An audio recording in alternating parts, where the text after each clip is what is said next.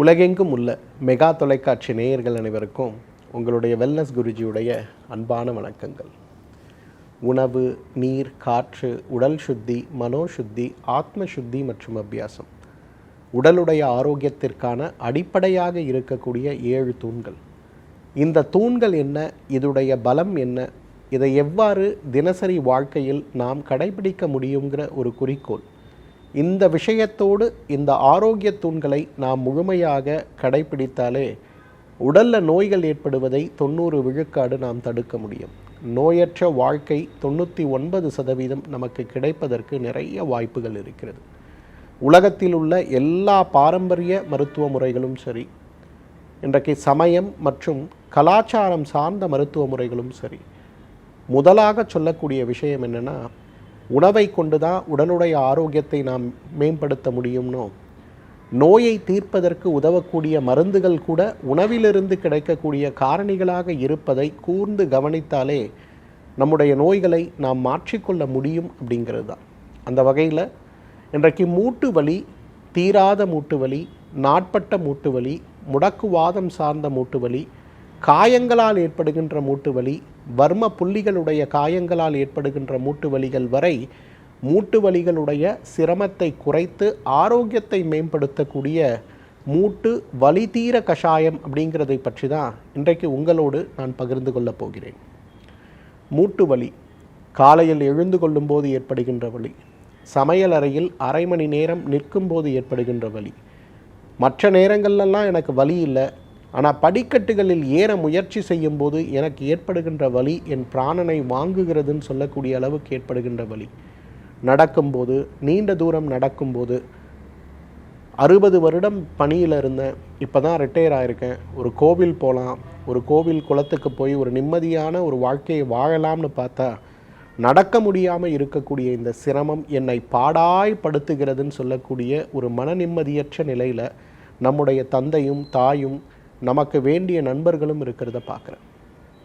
என்ன வலி மாத்திரைகள் சாப்பிட்டாலும், என்ன வலிக்கான சிகிச்சை பயிற்சிகள் செய்தாலும் குறையாமல் இருக்கக்கூடிய மூட்டு வலியை கூட குறைக்கக்கூடிய அழகான ஒரு அருமருந்து தான் இந்த மூட்டு வலி தீர கஷாயம்.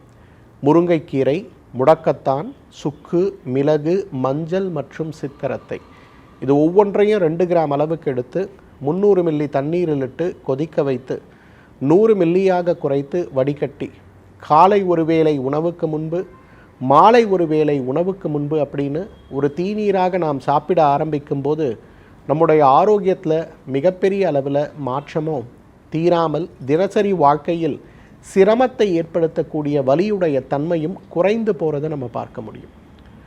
மூட்டு வலிகளை பொறுத்த வரையிலும் ரொம்ப முக்கியமாக மூட்டு வலிகளுடைய நிலையை நாம் புரிந்து கொள்ள வேண்டும்.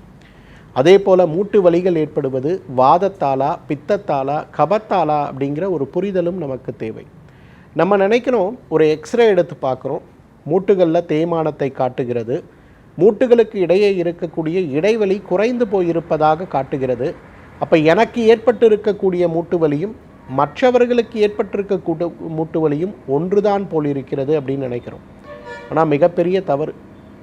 ஒரு வாத உடலமைப்பை கொண்டவர்களுக்கு ஏற்படுகின்ற மூட்டு வலியும், ஒரு பித்த உடலமைப்பை கொண்டவர்களுக்கு ஏற்படுகின்ற மூட்டு வலியும், ஒரு கப உடலமைப்பை கொண்டவர்களுக்கு ஏற்படுகின்ற மூட்டு வலியும் வெவ்வேறு விதமானது. வாத உடலமைப்பை கொண்டவர்களுக்கு இருக்கக்கூடிய மூட்டு வலிகள் ரொம்ப சிரமப்பட்டு தான் நம்ம குணப்படுத்தணும். காரணம், இந்த மூட்டு வலிகள் ஏற்கனவே வாதத்துடைய குணம் கொண்டு மூட்டுகளில் வறட்சியும், மூட்டுகளில் அதிகமாக உரசலும் சத்தங்களும் ஏற்படக்கூடிய மூட்டுகளாக வாத உடலமைப்பை கொண்டவர்களுக்கு இருக்கிறதுனால அந்த மூட்டு வலிகள் பெரும்பாலும் குணப்படுத்துவதற்கு ரொம்ப கடினமாக இருக்கிறத பார்க்கலாம்.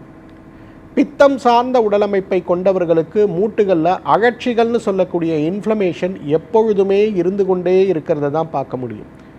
என்ன முயற்சி செய்தாலுமே இந்த இன்ஃப்ளமேஷனை குறைக்கக்கூடிய, அதாவது மூட்டுகளில் இருக்கக்கூடிய சூடான தன்மை, 2 மூட்டுகளுக்கு இடையே இருக்கக்கூடிய இடைவெளியினால் ஏற்படுகின்ற சிரமங்கள், மூட்டுகளுக்கு இடையே இருக்கக்கூடிய தேய்மானம், தேய்மானத்தால் ஏற்படுகின்ற அழற்சின்னு சொல்லக்கூடிய இன்ஃப்ளமேஷன் பித்த உடலமைப்பை சார்ந்தவர்களுக்கு பொதுவாகவே இருக்கக்கூடிய ஒரு குணமாக இருக்கிறதுனால அந்த இடத்துல ஏற்படுகின்ற மூட்டு வலியை குறைப்பதற்கு வழக்கமான மூட்டு வலிக்கு கொடுக்கக்கூடிய வலி நிவாரண மாத்திரைகளும் அகற்சியை குறைப்பதற்கான மாத்திரைகளும் பெரிய அளவில் உதவி செய்யாது. அந்த இடத்துல கழிவாக இருக்கக்கூடிய பித்த அமிலங்களை குறைக்கக்கூடிய வழிமுறைகள் தான் நமக்கு பெருசாக உதவி செய்யும்.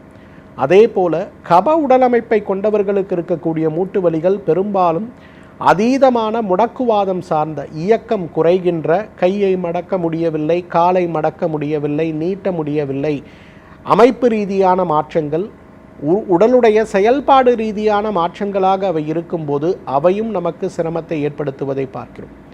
பொதுவாக இந்த வாதம் சார்ந்த கபம் சார்ந்த மூட்டு வலிகளை கட்டுப்படுத்துவது, குணப்படுத்துவது அப்படிங்கிறது சிறிது கடினப்பட்டுத்தான் செய்ய வேண்டும் அப்படிங்கிற ஒரு புரிதல் தேவை. நம்மளே யோசித்து பார்ப்போம். ஒரு வீட்டில் இருக்கக்கூடிய கணவன் மனைவியில் ஒருத்தருக்கு பார்த்தா மூட்டு வலி 3 மாதத்தில் சரியாகும், இன்னொருத்தருக்கு பார்த்தா மூட்டு வலி சரியாவதற்கு 6 மாதம் 7 மாதங்கள் தேவைப்படுவதை பார்க்கிறோம். அப்போ இந்த மூட்டு வலிகளை நாம் மாற்ற வேண்டும், குணப்படுத்த வேண்டும்னு வரும்போது இதற்கான தீர்வு அப்படிங்கிறது வெறும் மருந்துகள் சார்ந்த தீர்வு மட்டுமல்ல, நம்முடைய உடலமைப்பு சார்ந்த விஷயங்களையும் புரிந்து எடுத்துக்கொள்ள வேண்டிய ஒரு தீர்வாக இருக்கணும். அப்போ தான் இந்த மூட்டு வலிகளை வேகமாக குணப்படுத்துவது மட்டுமல்ல, மூட்டு வலிகள் சார்ந்த சிரமமற்ற ஒரு வாழ்க்கைக்கும் போக முடியும். மூட்டு வலிகளை 6 நிலைகளாக நம்ம பார்க்குறோம். க்ஷயம், பிரகோபம், பிரசரம், ஸ்தான சம்சயம், வியக்தி, பேதம்னு சொல்லி 6 நிலைகளாக மூட்டு வலிகளை பற்றி ஆயுர்வேத மருத்துவம் சொல்கிறது. க்ஷயம் அப்படிங்கிறது ஸ்டேஜ் 1, பிரகோபம் அப்படிங்கிறதும் ஸ்டேஜ் 1ன்னு சொல்லுவோம். இந்த க்ஷயம்னு வரும்போது என்னாகும், முதல் நிலையாக ஏற்படுகின்ற இந்த மூட்டு வலி நமக்கு ஏற்படும் போது எப்பொழுதாவது ஏற்படுகின்ற மூட்டு வலியாக எந்த மருத்துவ உதவியும் இன்றி நல்ல தூக்கத்திற்கு பிறகு, நல்ல ஓய்வுக்கு பிறகு இந்த மூட்டு வலி தானாகவே குணமாகி விடுவதை பார்க்க முடியும். இதுக்கு பேர் க்ஷயம்னு பேர். அடுத்து பிரகோபம்னு சொல்லுவோம். இந்த பிரகோபம்னா என்ன அர்த்தம்? இந்த சாதாரணமாக ஏற்படுகின்ற மூட்டு வலி ஏதாவது மருந்துடைய உதவியால் மட்டும்தான் குறைவதை பார்க்க முடியும். இப்போ க்ஷயம்னு வரும்போது, இப்போ ஒரு பிரயாணம் போயிட்டு வரும், இல்லை நம்ம வீட்டில் ஒரு கல்யாணம் நடக்குது, அந்த இடத்தில் ஏற்படுகின்ற உடலுடைய அதீத ஒரு அழுத்தத்தின் காரணமாக ஏற்படுகின்ற வலி, எல்லா நல்ல காரியம் முடிந்து 1 நாள் 2 நாள் நம்ம ஓய்வெடுத்த பிறகு அந்த மூட்டு வலிகள் படிப்படியாக குறைந்து போகிறத பார்க்குறோம்ல, இதுக்கு பேர் தான் க்ஷயம்னு பேர். பிரகோபம் அப்படிங்கிறது அந்த மாதிரி ஏற்படுகின்ற மூட்டு வலிக்கு ஒரு வலி மாத்திரையோ அல்லது ஒரு வலி நிவாரண வெளிப்புறமாக பூச்சக்கூடிய மகாராஜ தைலம் போல் இருக்கக்கூடிய எண்ணெயோ நாம் தடவும் போது தான் அந்த மூட்டு வலி குறையும். ஆனால் அது கூட நமக்கு தினசரி சிரமத்தை ஏற்படுத்தாது. 2 நாட்கள் 3 நாட்களில் தானாகவே மாறிவிடுவதை நாம் பார்க்க முடியும். 3வது தான் முக்கியமானது. க்ஷயம், பிரகோபம், பிரசரம்னு சொல்லக்கூடிய மூட்டு வலி. ஒரு மூட்டில் ஏற்படுகின்ற வலி அந்த ஒரு மூட்டில் இல்லாமல் மற்ற மூட்டுகளுக்கும் பரவக்கூடிய நிலையாக இருப்பது அப்படிங்கிறது க்ஷயம், பிரகோபம், பிரசரம்னு சொல்லக்கூடிய 3வது நிலையில் இருக்கும். இப்போ நம்ம எல்லாருக்கும் முழங்கால் மூட்டு வலி ஏற்படும். அதுக்கப்புறம் பார்த்திங்கன்னா கணுக்கால் வலியாக அது ஏற்படுவதை பார்க்க முடியும். அல்லது முழங்கால் மூட்டு வலியுடைய தாக்கம் நம்ம இடுப்பில் இருக்கக்கூடிய வலியாக மாறுவதை பார்க்க முடியும். இதை பிரசரம்னு சொல்வோம். க்ஷயம், பிரகோபம், பிரசரம்னு சொல்லக்கூடிய 3 விஷயமாக இது இருக்கிறத பார்க்குறோம். க்ஷயம், பிரகோபம், பிரசரம். அடுத்து ஸ்தான சம்சயம்.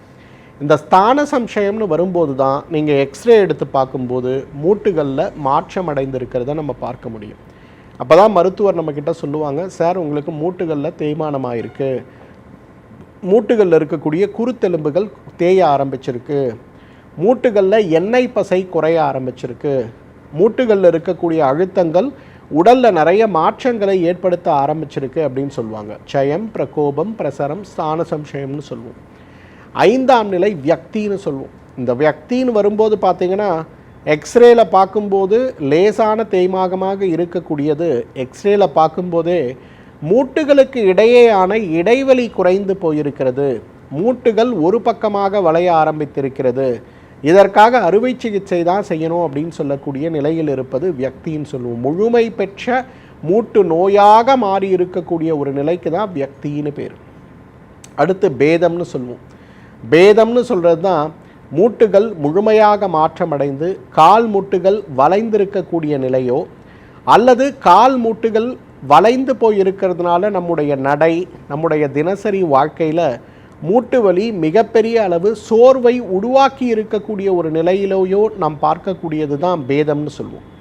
அப்போ யோசிச்சு பாருங்கள், 6 நிலைகளாக மூட்டு வலிகள் இருக்கும்போது இந்த 6 நிலைகளான மூட்டு வலிகளில் சமண சிகிச்சை, சோதன சிகிச்சை, காயகல்ப சிகிச்சைன்னு 3 வகையான சிகிச்சைகளை ஆயுர்வேதம் பரிந்துரைக்கிறது. சமண சிகிச்சை அப்படின்னு வரும்போது க்ஷயம், பிரகோபம், பிரசரம்னு சொல்லக்கூடிய 3 நிலைகளில் இருக்கக்கூடிய நோய்களுக்கு இந்த மூட்டு வலிகள் குணமாக இருக்கக்கூடிய கஷாயத்தை போல இருக்கக்கூடிய மருந்துகளை நாம் சாப்பிட ஆரம்பித்தாலே, பொதுவாக மூட்டு வலிகள் நம்ம உடம்பை விட்டு குணமாகணும்னா குறைந்தது 10 மண்டலங்கள் நமக்கு தேவை, 480 நாட்கள் தேவை. தொடர்ந்து செய்யும்போது அந்த இடத்தில் இருக்கக்கூடிய வலிகள் குறைந்து போகிறத நம்ம பார்க்க முடியும். ஸ்தான சம்சயம் வியக்தின்னு வரும்போது அந்த இடத்துல சோதன சிகிச்சை, உடலில் இருக்கக்கூடிய கழிவை நீக்கி உடலில் உருவாகக்கூடிய அணுக்களுடைய புத்துணர்ச்சியை உருவாக்கக்கூடிய சிகிச்சையாக இருக்கும்போது அதுவும் வேகமாக குணமடைவதை பார்க்க முடியும். இந்த வியக்தி மற்றும் பேதம்னு வரக்கூடிய நிலையில் வரும்போது அந்த இடத்துல உங்களுக்கு காயகல்ப சிகிச்சை, உருமாற்றம் அடைந்திருக்கக்கூடிய குருத்தெலும்புகள் தேய்மானமாயிருக்கக்கூடிய மூட்டுகள் வளைந்திருக்கக்கூடிய நிலையில் இருந்தாலும் அந்த இடத்தில் வலி நிவாரணமாக அதே நேரத்தில் புதிய திசுக்களுடைய உருவாக்கத்திற்கு உருவாகக்கூடிய சிகிச்சை தான் காயகல்ப சிகிச்சை. நமக்கு சமணம், சோதனம், காயகல்பம்னு சொல்லக்கூடிய 3 வகையான சிகிச்சைகளை நாம் எடுக்கும்போது நம்ம உடம்பில் அடையக்கூடிய வலி நிவாரணம் சார்ந்த நல்ல பலன்களை கொடுக்கக்கூடிய ஒரு சக்தி தான் இந்த மூட்டு வலிகள் குணமாக இந்த தீநீருக்கு இருக்கிறது. முருங்கைக்கீரை 2 கிராம், முடக்கத்தான் 2 கிராம், சுக்கு 2 கிராம், மிளகு 2 கிராம், மஞ்சள் 2 கிராம், சித்தரத்தை 2 கிராம், ஒவ்வொன்றையும் 2 கிராம் அளவுக்கு எடுத்து 300 மில்லி தண்ணீரில் இட்டு கொதிக்க வைத்து 100 மில்லியாக குறைத்து வடிகட்டி காலை ஒரு வேளை உணவுக்கு முன்பு, மாலை ஒரு வேளை உணவுக்கு முன்பு எடுக்கின்ற இந்த மூலிகை தீநீரையே உணவாக எடுக்கின்ற ஒரு பழக்கத்தை வைத்து கொண்டாலே, இந்த தீநீரை தொடர்ந்து 10 மண்டலங்கள் தொடர்ந்து உணவாக சாப்பிடுகின்ற ஒரு பழக்கத்தை வைத்து கொண்டாலே மூட்டு வலிகளற்ற ஒரு வாழ்க்கையை நம்மாலும் ஆயுள் முழுவதும் ஆரோக்கியமாக வாழ்ந்திட முடியும். மீண்டும் மற்றும் ஒரு ஆரோக்கிய குறிப்போடு உங்களை சந்திக்கிறேன். அதுவரை உங்களிடமிருந்து விடைபெறுவது உங்களுடைய வெல்னஸ் குருஜி. நன்றி, வணக்கம்.